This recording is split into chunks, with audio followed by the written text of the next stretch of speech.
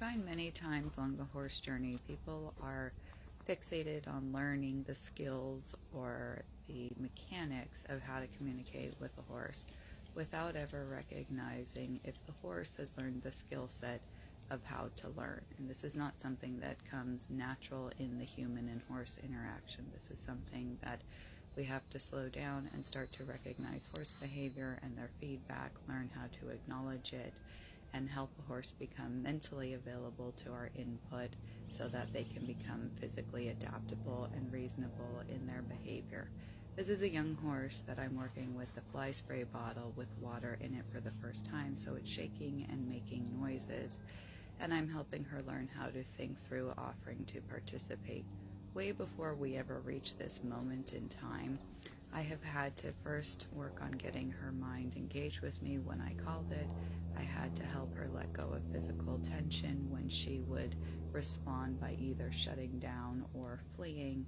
I had to help her learn how to keep trying even if she was unsure of something.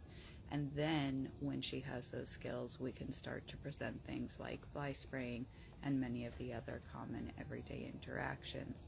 What I find most people have is this idea of obedience in the horse, that the horse must respond in an X, Y, and Z manner, rather than recognizing that we are there to support the horse on its learning journey, and that whatever the horse's feedback is will tell us what we need to address, and that if we don't slow down and address it, then the only thing the horse can do is escalate their mental fleeing or avoidance and their physical tension or resistant behavior. So if you notice, initially the horse was curious and willing and trying, and yet she was carrying attention. And as I start to come around and work on her right side, she has mentally left. It started, though, way back when she first dropped her nose to the ground, so you may have to go back and rewatch the video.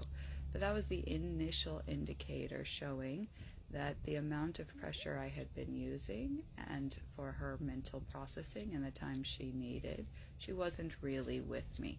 So there's a fine line between helping a horse work through a moment where they sort of feel like they go, I quit or I stall out, but without critiquing the horse for what they're experiencing. This is so hard for people to do, as our society is very highly critical and has these rigid standards of what something must look like.